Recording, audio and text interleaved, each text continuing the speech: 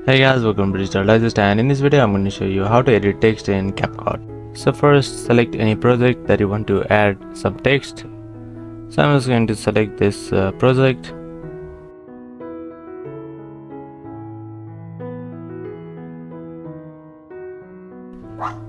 Alright, so over here let's add some text, and here you can see the various options to add to our text.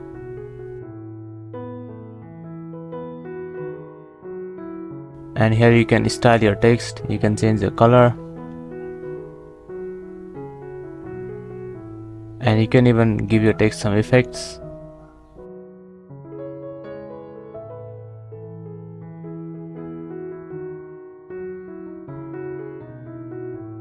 You can even do your animations here. So that's basically how you can edit your text in CapCut. Thank you for watching this video, and don't forget to subscribe to our channel for more videos like this. I will see you on the next one.